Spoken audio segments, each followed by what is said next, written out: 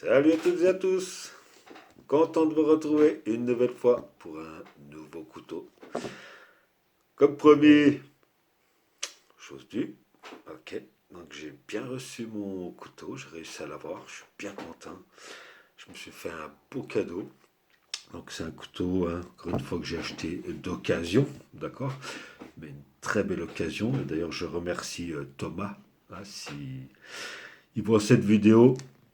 Chose cool, merci gars. Génial. Thomas, c'est un fanat de couteaux. Et puis, donc, il a une belle collection apparemment. Il a des couteaux qui servent souvent. Et puis d'autres qui gardent en collection. Et celui-ci, c'est un couteau qu'il a sorti de sa collection pour pouvoir s'en acheter un beaucoup plus beau. Donc voilà, donc il a fait un heureux, hein. Et puis voilà, et puis je vais vous présenter ça tout de suite. Alors attention. Ping! Monsieur Bark River Knives, yes. Donc voilà. Allez, on va voir ça tout de suite. Ce joli couteau. Euh, c'est un couteau donc qui est fait artisanalement entre guillemets, c'est-à-dire qu'il a une construction qui quand même passe par la main humaine. Hein, c'est pas que la machine. Mais il y a une partie mécanique quand même. Donc c'est pas du 100% artisanal, mais il y a une grosse partie. Donc voilà, donc il s'agit du Bark River Bravo 1.5 Remplace. D'accord.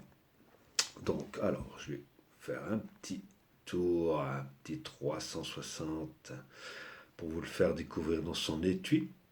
Donc celui-ci, c'est une version un peu plus ancienne, d'accord. L'étui, aujourd'hui, ça ne sera pas comme ça. Donc voilà. Bon, c'est pas du tout gênant pour moi. Moi, je l'ai bien aimé comme ça me va très bien. Tac, voilà, alors allez, on va sortir la bête. Swing.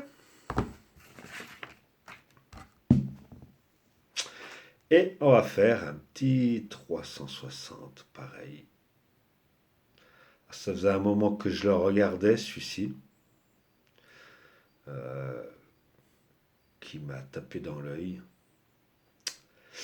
Et donc, voilà, je suis tombé sur cette belle occasion et dès que j'ai pu, j'ai sauté dessus. Voilà. Allez, quelques spécifications sur ce couteau. Donc, le couteau Bark River Bravo 1.5 Remplace. C'est un couteau qui avait été conçu pour les Marines américains au départ, les paramilitaires. Puis c'est avéré que pour le bushcraft ou même la chasse, c'est un couteau nickel. Donc la particularité de ce couteau est que par rapport au 1.2, parce qu'il y a le 1, le 1.2 et 1.5, donc la particularité de celui-ci, c'est qu'il fait 4 cm de lame de plus que le 1 et 2,6 cm que le 1.2. D'accord. Donc la longueur totale du couteau fait 27 cm pour 14,5 de lame. D'accord. Une hauteur de lame de 2,9 cm. Une épaisseur de lame de 5,5. Donc vous voyez, elle ne fait pas rigoler. Remarquez la pointe, hein, quand même. Une belle épaisseur. Donc fait pour être solide. La longueur du manche, 12,3 cm, d'accord. La matière du manche est en micarta et vous pouvez apercevoir de magnifiques liners rouges. Donc les liners rouges, c'est une option, d'accord. D'origine, elles n'y sont pas. Donc suivant les sites, il faut rajouter 30 à 40 balles pour avoir les deux liners. Bon, après ça absorbe les coûts, ça a une utilité, et puis en même temps c'est esthétique quand même, on peut pas dire le contraire. Le poids de ce petit bijou fait 245 grammes, d'accord. L'étui qu'on verra après est en cuir. Donc la forme de lame, donc c'est une lame satinée forme drum point, hein. Lame lisse, d'accord, avec un aiguisage convexifié, d'accord, convexe. Donc voilà, si on peut voir ou pas, je ne sais pas.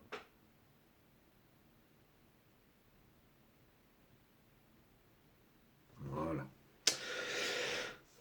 Alors, le prix à peu près où on peut trouver ce couteau est dans les 420 euros sans les liners. D'accord. Donc voilà, ben, l'artisanat, hein, ça se paye. Bon, le manche est rifté. Donc pour les gens qui aiment démonter leur manche, tant pis, ça ne sera pas pour vous. Un magnifique trou pour la dragonne. D'accord.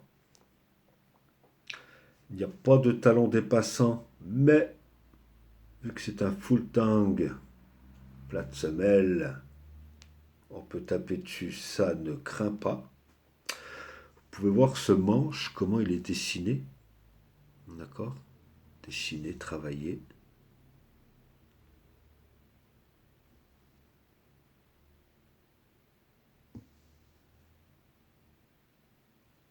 Les galbes là, bien pour la prise en main, la prise à la volée.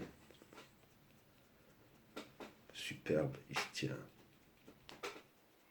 Il se tient nickel ce couteau. Il se tient nickel. Très très bien. Donc on peut voir la largeur de la lame, hein, quand on l'a en main là. On sent. On sent que, voilà, il y a du costaud. Que, on va pas tomber en panne. Hein, d'accord. Donc le manche, il n'est pas non plus super épais. Hein, c'est pas un truc, une grosse patasse. Il est assez, il se prend bien dans la main. D'accord. On a un bon contrôle. Euh, voilà.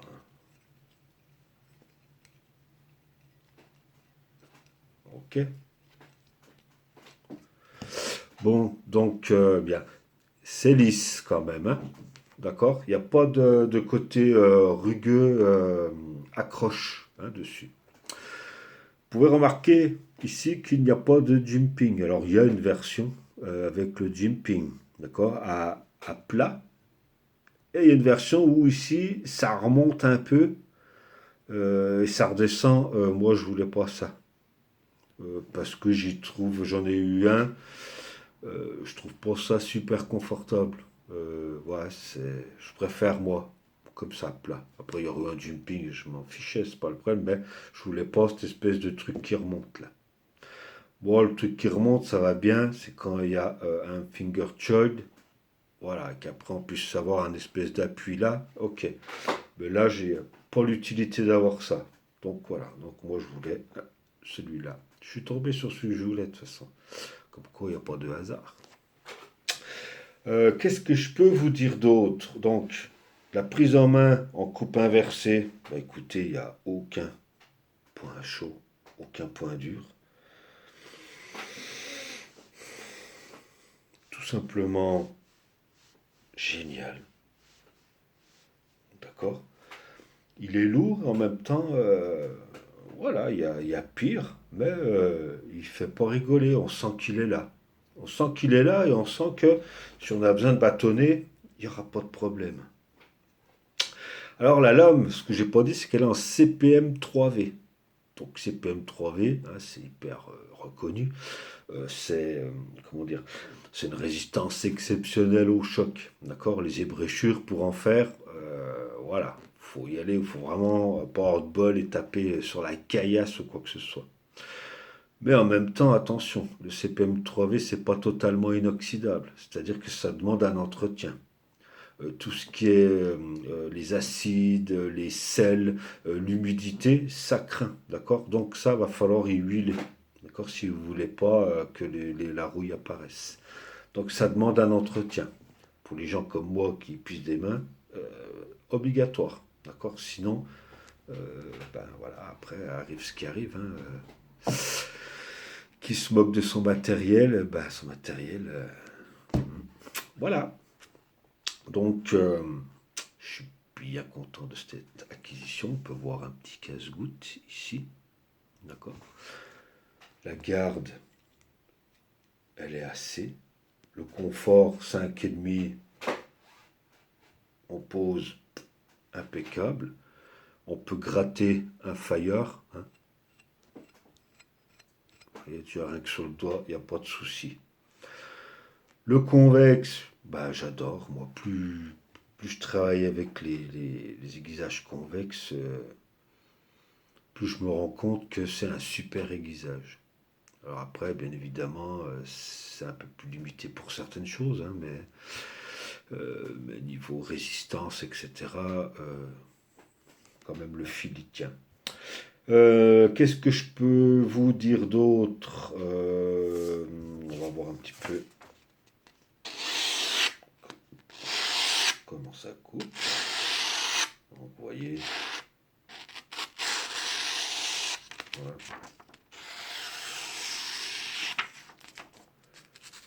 Il n'y a aucun problème pour ça.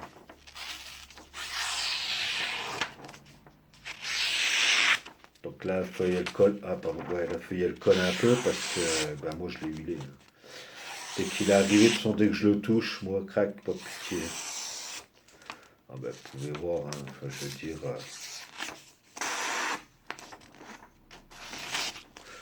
Il n'y a aucun problème pour ça. C'est quand même du très très beau matériel. D'accord. Ça, quand ça rentre dans le bois, là on peut voir aussi, hop, on pénètre ici, une fois que ça arrive là, ça écarte, et après en fait le tranchant, il touche même plus le bois en fait. Quand on rebâtonne, c'est ici que ça travaille. C'est ça qui travaille en fait, c'est l'épaisseur, hein, au bout d'un moment. Pour rentrer le tranchant, il prend. Une fois qu'on est arrivé là, ici là, ça écarte, hop, la fissure, elle descend hein, dans le bois, et en fait ici après, ça touche plus. Donc voilà, un beau micarta noir. Euh, Il y a des manches qui accrochent plus. Là, le micarta, il est lisse, d'accord. Donc moi, de toute façon, je vais y mettre une dragonne. Mais aucun point chaud, quoi. Enfin, je veux dire, aucun point chaud. Ici, hein, comme on a pu voir, ça se récarte, etc. Donc la prise en main pour avec le petit blocage du petit doigt derrière. Et là, vas-y. Hein.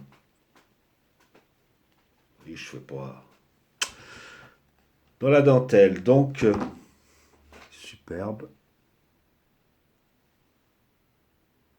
Crac. Voilà. J'aime bien quand il n'y a pas trop de marquage partout, sur toute la lame. Au niveau de l'étui, et ben voilà, un bel étui en cuir, d'accord. Tout simple, mais juste ce qu'il faut. Ça sent bon le cuir. Accroché un peu plus au milieu ou un peu plus bas, d'accord. Deux solutions d'attache. Et puis on peut le mettre aussi en travers, porté à la ceinture, comme ceci. Voilà, voilà. Eh ben écoutez, je suis bien content. Je vous souhaite de pouvoir acquérir aussi des jolis couteaux comme ça. N'hésitez pas à regarder les annonces, sans déconner. En plus, vous participez comme ça à l'écologie. Hein, d'accord. Alors, moi, je suis pas écologiste comme les pauvres tarés mélanchonistes et tout, mais voilà. Je sais faire la part des choses. Respectez la nature, d'accord. Ramenez vos déchets, laissez rien traîner. Si vous en voyez qui font ça, pourrissez-les. Pas de pitié, il y en a marre de tous ces gens-là. Je vous dis à bientôt, je vous dis prenez soin de vous, et puis, normalement, je vais encore avoir un nouveau couteau, si je peux l'acquérir, et puis ce sera dans les derniers. Voilà. Donc voilà, je vous dis à ciao, à plus, et puis respectez la nature. Allez, à bye!